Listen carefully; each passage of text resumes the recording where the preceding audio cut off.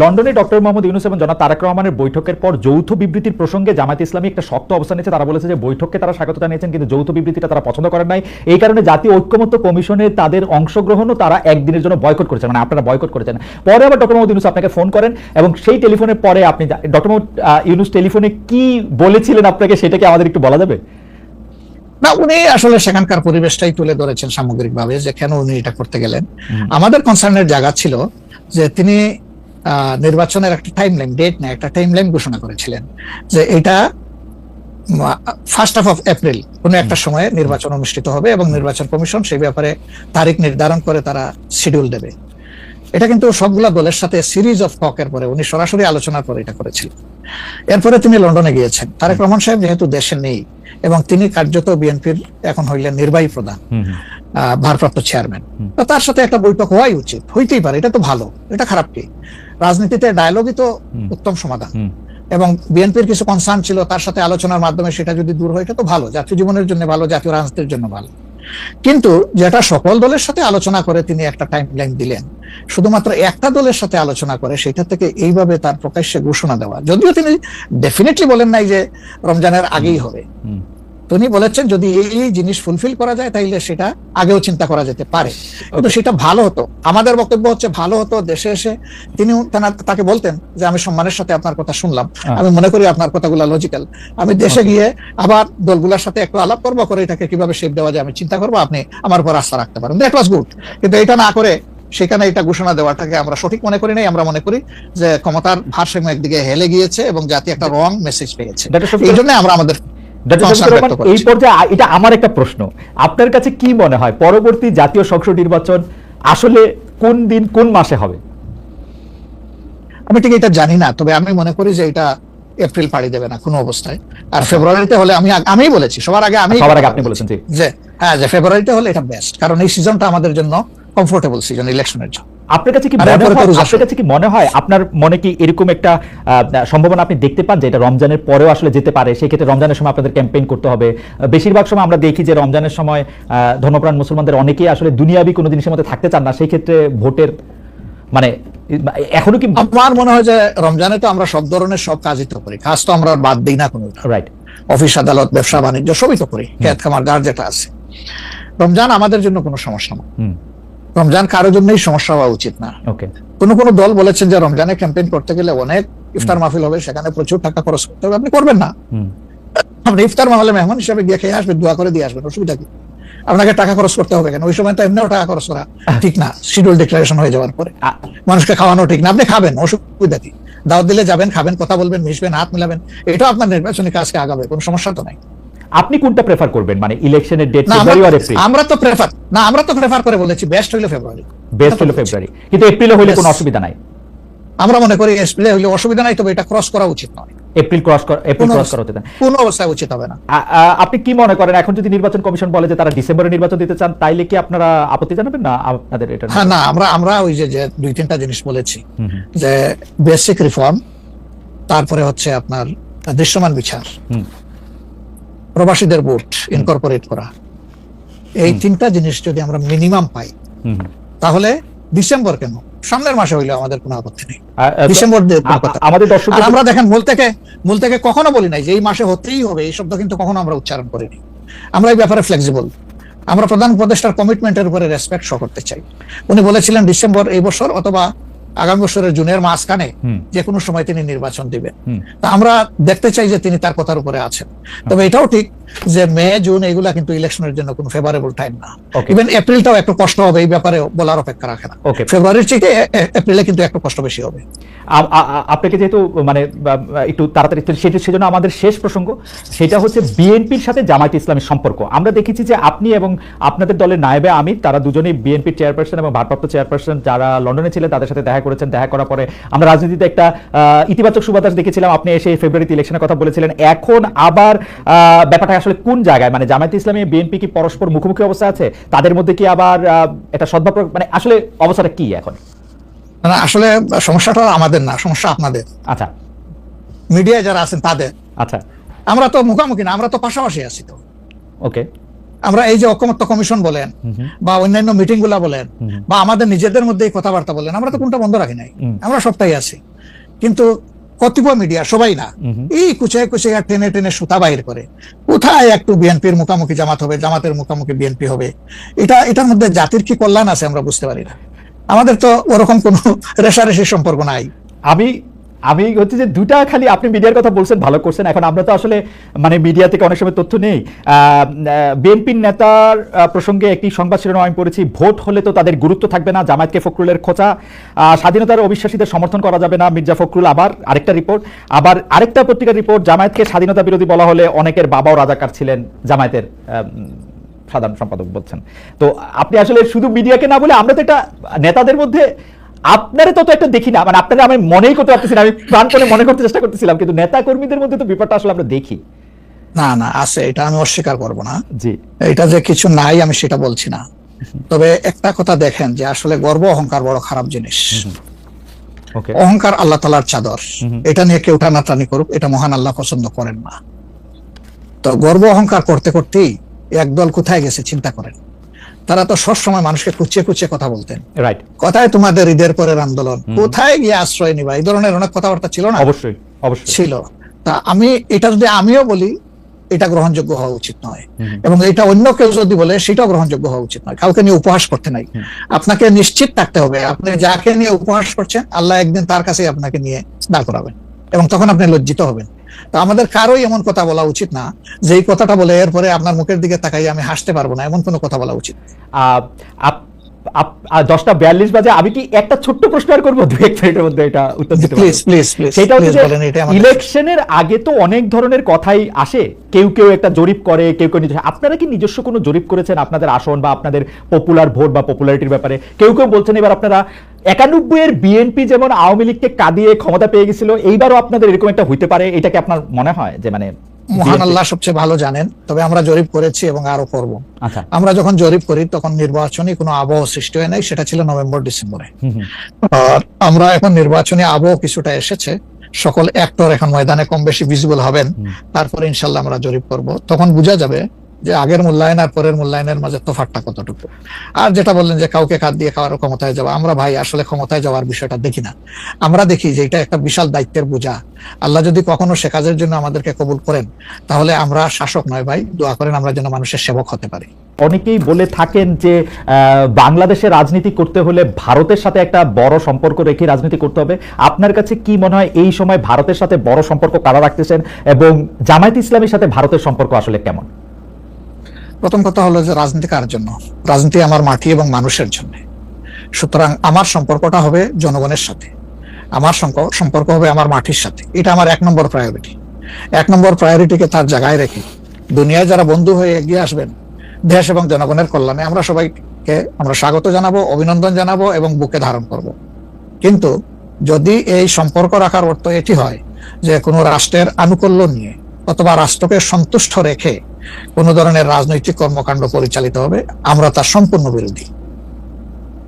ওকে, এই ক্ষেত্রে কেউ কেউ বলতেছেন যে বিএনপির সাথে ভারতের একটি সম্পর্ক দেখা যাচ্ছে, আবার কেউ কেউ উল্টোটা বলতেছেন ডক্টর মোহাম্মদ ইউনূস ভারতের সাথে সম্পাদিত শেখ হাসিনা সরকারের কোনো চুক্তি আলোর সম্মুখে আনছেন না এবং তার কোনোটি বাতিল করছেন না, কারণ ডক্টর মোহাম্মদ ইউনূস সরকারেরও ভারতের সাথে একটি নিবিড় এবং প্রবল সম্পর্ক রয়েছে। আপনি এই দুটি কিভাবে বিবেচনা করেন, যে বিএনপির সাথে কি আসলে ভারতের একটি প্যাক্ট আছে? ডক্টর মোহাম্মদ ইউনূস কি ভারতের কাছে মুখে যাই বলুন খুবই নতজানু সরকার, মানে হোয়াট ইজ আপনার বিশ্লেষণ একটু শুনতে চাই। আসলে প্রথমটা আপনি যেমনটি শুনছেন আমিও তেমন শুনতেছি, আমার কাছে এর কোনো ডকুমেন্ট নাই। আর দ্বিতীয়টা যেটা বলতেছেন ডক্টর ইউনূস সাহেবের ব্যাপারে, আমি এর কোনো আলামত দেখতে পাচ্ছি না যে উনি ভারতের কাছে নত জানু, এর কোনো আলামত আমার কাছে স্পষ্ট নয়। ভারতের সাথে আমরা ভারতকে বিভিন্ন বিষয়ে তার সাথে কনফ্লিক্টে দেখতে পাচ্ছি। ভারতের সাথে হাসিনা সরকারের সম্পাদিত চুক্তিকে তিনি সামনে আনতেছেন না, এটা একটা অভিযোগ। আরেকটা অভিযোগ হচ্ছে ভারত একতরফাভাবে ট্রান্সশিপমেন্ট এবং স্থলবন্দর দিয়ে মাল আনা নেওয়া বাতিল করলো, এর বিপরীতে বাংলাদেশ কোনো ব্যবস্থাই নেয় নাই এখন পর্যন্ত। আসলে বাংলাদেশের নেওয়ার সেই সুযোগটাও কতটুকু আছে না আছে সেটা বিবেচনায় নিতে হবে। 2 নম্বর হচ্ছে যে ইউনূস সরকার এখন দায়িত্বে আছেন, আমি ক্ষমতায় বলবো না, এই দেশের জনগণই তাকে দায়িত্ব দিয়েছে, উনি দায়িত্বে আছেন।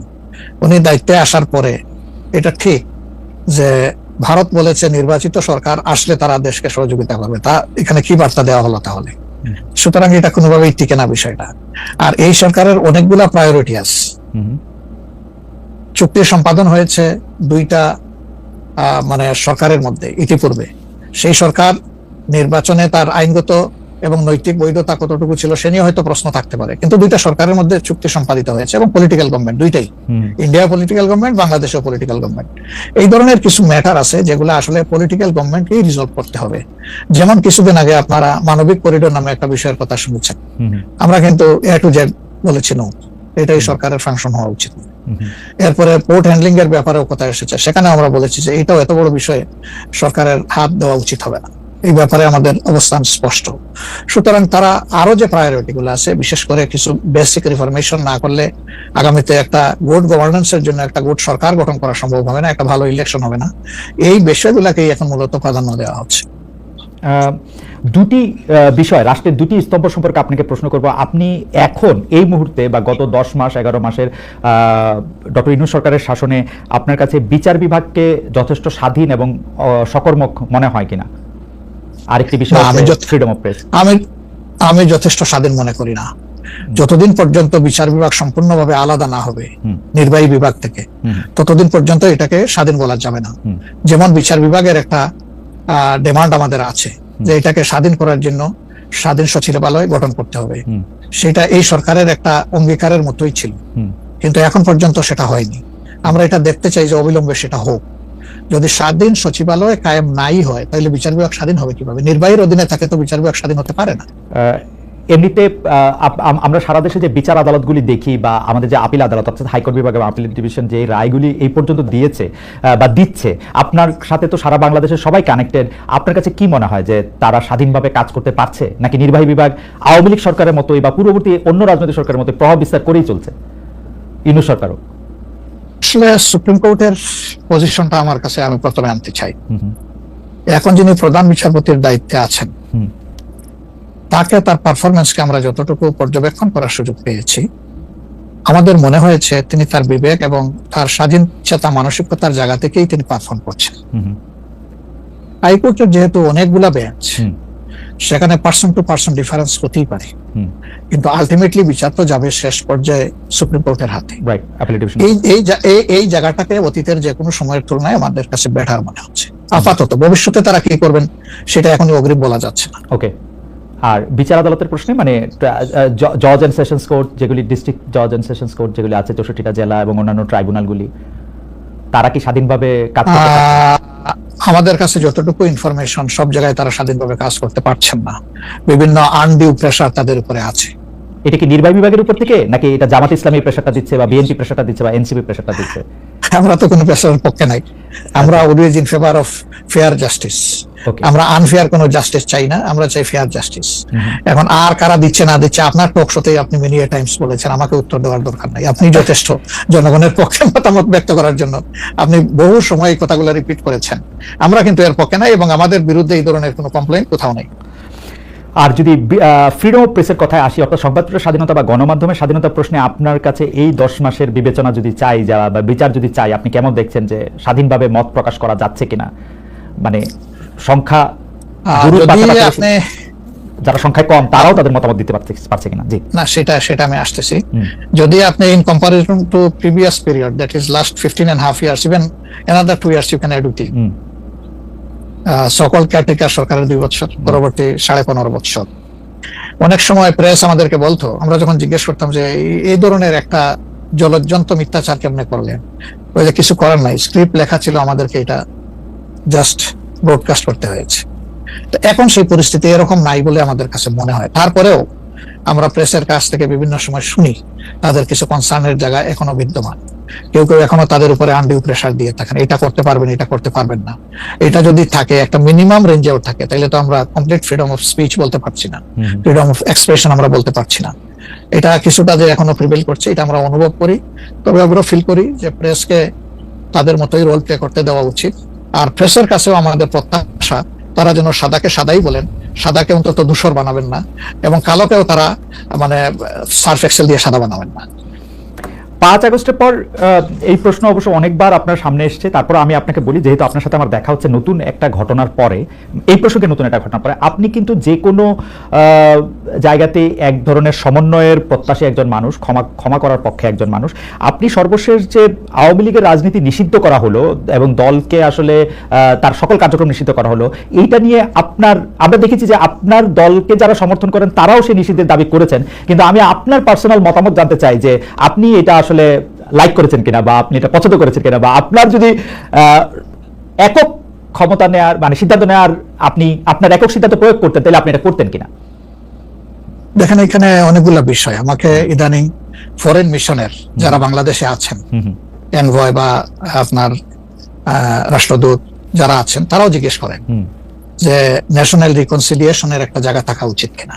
আমি বলি অবশ্যই উচিত, তবে বিষয়টা হলো যে আমাদের ওন গুলা একদম তাজা, ট্রমা গুলা এখনো মেন্টাল এবং ফিজিক্যাল ট্রমা এখনো বিদ্যমান, হাসপাতালের বেডে এখনো রয়ে গেছে ইনজিওর্ড পার্সন গুলো। শহীদ পরিবারের অনেকেই তাদের আপনজনের লাশও এখন পায়নি, লাশের সন্ধান বা কবরের সন্ধানও পায়নি। সো এটা একদম তাজা একটা বিষয়। যেমন আমরা যদি সাউথ আফ্রিকার কথা ধরি, তাহলে ডিকেডস আফটার ডিকেডস এটাকে হিলিং করতে, রিকনসিলিয়েশনে আনতে সময় লেগেছে। অর্থাৎ মিনিমাম একটা সময় দিতে হবে। আওয়ামী লীগের ক্ষেত্রে কি হয়েছে, তাদেরকে নিষিদ্ধ করা হয়নি, তাদের কার্যক্রমের উপরে মানে নিষেধারোপ করা হয়েছে, তারা ফাংশন গুলা করতে পারবে। 15.5 বছর তো তারা সুযোগ পেয়েছিলেন এই দেশে ফেয়ার ডেমোক্রেসি, তারা চাইলে কিন্তু কালচার করতে পারতেন এবং ইতিহাসে স্মরণীয় হয়ে থাকতে পারতেন। কিন্তু আসলে আপনিও তো তাদের অনেক কর্মকাণ্ডের প্রতিবাদ করেছেন অত্যন্ত জোরালো ভাবে। আগের আপনার ঠিকানা থেকে, বর্তমান ঠিকানা থেকে, সব জায়গা থেকে আপনি যেখানে যখন ছিলেন আপনি করেছেন। কেন করলেন? এই জিনিসগুলো অ্যাকসেপ্টেবল ছিল না, এই জন্যই তো করেছেন। তো তারা তো 15.5 বছর মানুষকে তাদের কোনো ডেমোক্রেটিক এবং পলিটিক্যাল রাইট দেয় নাই, জাস্টিস পাওয়ার রাইটও তারা স্ন্যাচ করে নিয়েছিল। এই ধরনের সবগুলা রাইটই তো কার্যত তারা কেড়ে নিয়েছিল। আপনি যদি প্রেসের কথা বলেন, এখন তো অ্যাটলিস্ট যখন তখন যাকে তাকে প্রধান উপদেষ্টাকে একটা কথা বলেছে ঢুকাই দাও, মামলা একটা দিয়ে তাকে সাথে সাথে ঢুকাই দাও, এই কাজটা এখন হচ্ছে না। আয়নাগরের ঘটনা তো এখন একটু হইতেছে। মাননীয় আমির, একজন ইউটিউবার আছেন সাব্বির, তাকে জেলে দিয়ে দেওয়া হয়েছে প্রধান উপদেষ্টাকে, কি জানি বলছেন। না আমি বলতেছি সেটা, আমি বলছি যখন তখন হচ্ছে না, ঘন হচ্ছে না, 2-1টা কেস হইতেই পারে, এটা এক্সেপশন, কিন্তু আগে তো এটা ছিল প্র্যাকটিস এন্ড র্যান্ডম, এটা কিন্তু এখন হচ্ছে না। তারপরে আপনি দেখেন যে আয়নাগরের যে বিষয়টা, মানুষকে ধরে নিয়ে ঢুকাই দাও, ওয়ার অ্যাবাউট কেউ জানে না, তার ফ্যামিলি জানে না যে মানুষটা বেঁচে আছে নাকি মরে গেছে। যদি মরে যায় তার কবর কোথায়, আদৌ জীবনে দেখবো কিনা তার কবরটা, সেটাও তো প্রশ্ন। এরকম তো ঘটনা ঘটেছে, এবং যাদেরকে আয়নাগরে নেওয়া হয়েছে তারা কিন্তু সবাই ফিরে আসেননি। তারা অনেকেই এখনো আমরা জানি না তারা কোথায় আছে, আদৌ বেঁচে আছেন কিনা। তো এগুলা তো এখন হচ্ছে না। বায়বীয় মামলা যেটা বলা হয় সরকারের পক্ষ থেকে, এখন সরকারের পক্ষ থেকে সেরকম মামলা নেই। এখন মামলা হচ্ছে পলিটিক্যাল যারা বিভিন্ন পার্টিজ আছেন তারা, সেই ক্ষেত্রে এক এক দলের এক একটা দৃষ্টিভঙ্গি। আমাদের দৃষ্টিভঙ্গি হচ্ছে যে for fair justice, complaint of পুরো অ্যাট্রোসিটি করেছেন যারা এটার পারপিটেটর, তাদেরকে ডিরেক্ট যারা আছেন তাদেরকে বাদ দিয়ে আমরা কোনো মামলায় কাউকে আসামি করিনি। এই জন্য আমাদের মামলায় শত কোনো আসামি নেই। অন্যান্য সংস্থার বা দলের বা অথরিটির থাকতে পারে। তো এই জিনিসগুলোর কিছুটা হলেও ডেভেলপমেন্ট হয়েছে, কিন্তু আরো অনেক হওয়ার প্রয়োজন আছে এবং সুযোগ আছে।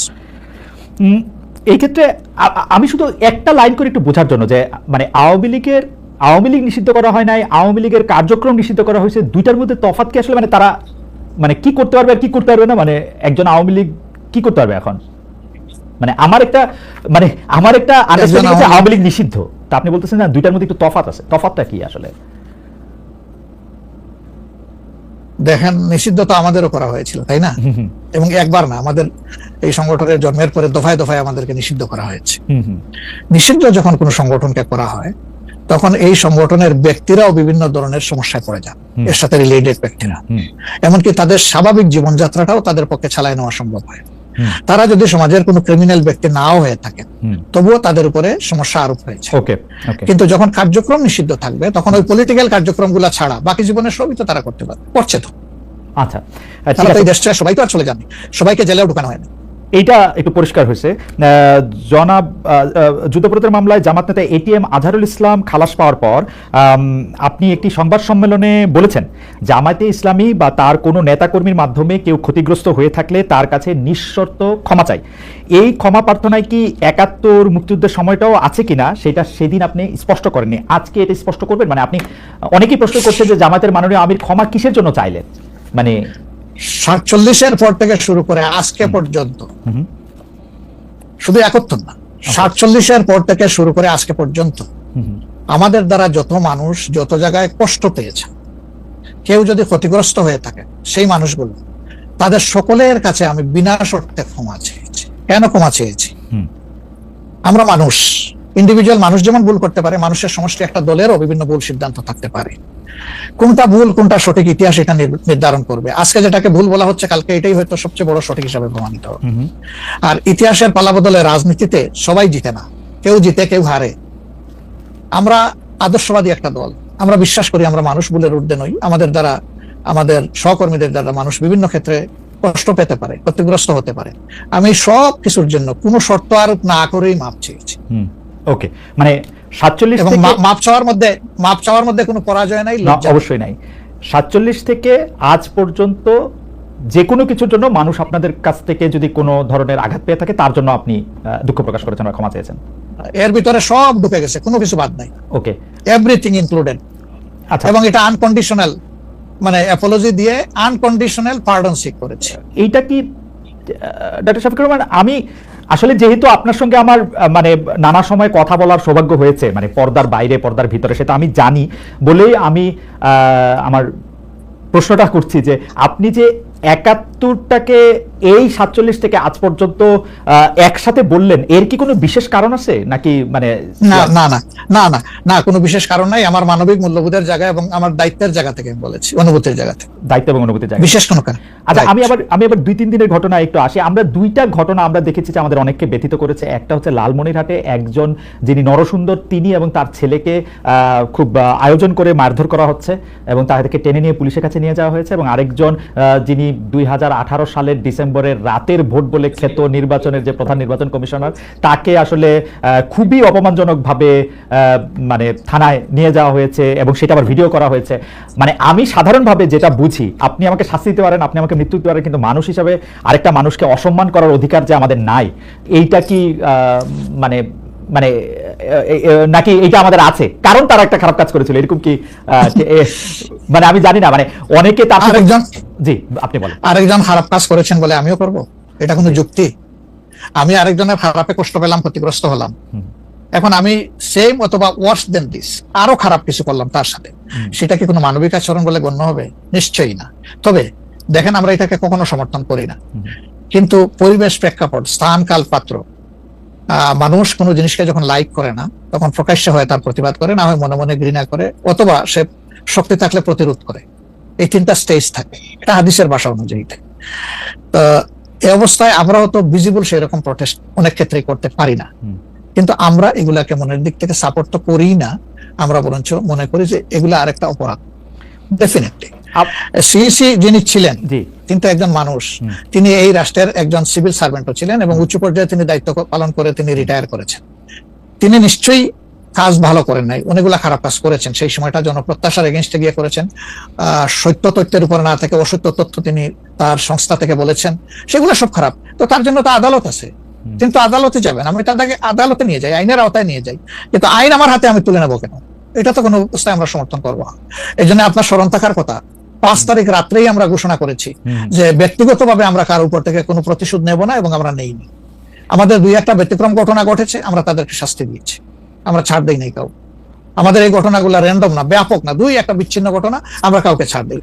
আমরা যেহেতু আপনার সময় কম, আমরা দ্রুত একটা বিষয় থেকে আরেকটা বিষয় যেতে হচ্ছে। সম্প্রতি আপনি একটি ভাষণে বলেছেন, আমি এখানে ছোট্ট একটু অ্যাড করতে চাই। এই যে মব, যেটাকে এখন মব বলা হচ্ছে, এর চাইতে কিন্তু আরো নিকৃষ্ট মব কিন্তু গত 15.5 বছর মানুষ প্রত্যক্ষ করেছে। ইভেন আপনাদের সাংবাদিকদের সাথে হয়েছে, আর অনেকের সাথে, পলিটিশিয়ানদের সাথে তো এগুলো কোনো ডাল ভাত, কোনো ব্যাপারই ছিল না। না, সিভিল সোসাইটির না, মানুষের সাথে, হয়েছে- শিক্ষকদের সাথে, আপনার কিন্তু মনে আছে ওইগুলা দিয়ে আমরা এটাকে জাস্টিফাই করতে চাই না, না। হয়েছে বলেই আমরা সবাই মিলেই কিন্তু এগুলি প্রতিরোধ করেছি, প্রতিবাদ করেছি। Right. আসলে যে যার Right. জায়গা থেকে প্রচন্ড ভাবে জি। প্রতিবাদ করেছে। আমার মনে আছে ডয়েচে ভেলেতে থাকতে আমি একবার শেখ হাসিনার নাম করে এতবার বলতেছিলাম যে কেন তিনি এটি করবেন, কেন তার এটি সমালোচনা করা যাবে না এবং কেন তার এটা মানে আমার মনে আছে যে মানে হ্যাঁ, হ্যাঁ। আমার সাংবাদিকতায় আমি কোনো সময় অ্যাক্টিভিজম করতে চাই না বা অ্যাক্টিভিজমের জায়গা থেকে, কিন্তু এইগুলির প্রতিবাদ আমরা সবাই মিলেই আসলে করেছিলাম যে যার অবস্থান থেকে রাজনীতিবিদরা Right, বটে। right. এখন আমাদেরকে করতে কিন্তু হবে। এখনো যদি আমরা সেই জায়গার মধ্যেই থাকি এবং কেউ কেউ আমরা এটা বলি যে তারা করেছে সেজন্য এটা ঠিক আছে, সেইটার ব্যাপারে আপনার কাছে No, একটু বিচার no, দিতে no, চাইছি। no, no. প্রশ্নই ওঠে না, এটাকে সাপোর্ট করা যাবে না। Okay. আরেকজন অন্যায় করেছে তাই আমি আরেকটা অন্যায় করবো, এটা চলবে না।